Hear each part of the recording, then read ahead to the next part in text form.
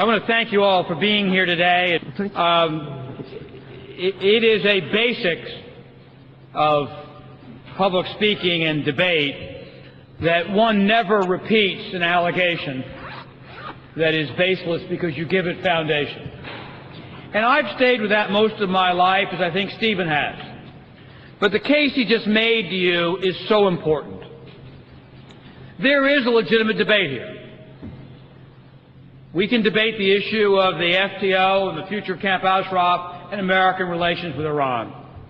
But I don't know anything that speaks more to the problem of legitimate discourse in American public policy than the repeating of these hollow charges and empty lies about the MEK as witnessed by Saturday's story in the New York Times. I'll be brief, but it has to be said. If you have something to say about why the MEK should not be delisted, if there is a case for not protecting the people of Camp Ashraf where they are located, if there's a case to be made against the MEK on some basis in the interest of the United States, let's hear it. I'm sympathetic to the MEK, but I'm for the United States every day of the week. If this is not in American interest, make the case. But to repeat these ridiculous allegations, the MEK is not a Marxist organization.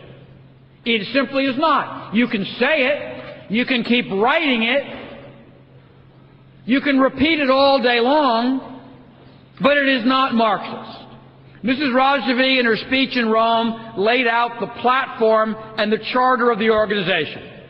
It believes in free enterprise and human rights, denuclearization,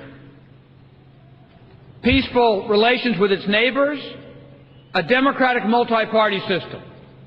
Now, you may not want to hear it because of the lack of any other evidence, just denying it may be your case, but it makes you look more ridiculous than right.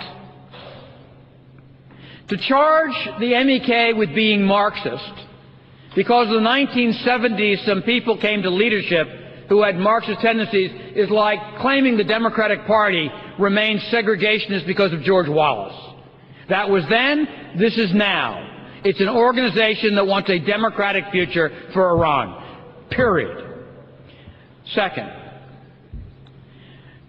to deny that there is no evidence of terrorist activity for many years and within the statutory period is to belie the facts.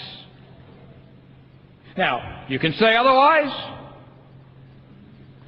but in recent months I have heard the director of the FBI, the director of the CIA, the director of anti-terrorism operations, the Attorney General of the United States, I've heard the most high-ranking officials in Democratic and Republican administrations to say otherwise. If you have evidence that they're all wrong, what an extraordinary coincidence that everyone in both parties for the last 15 years is wrong.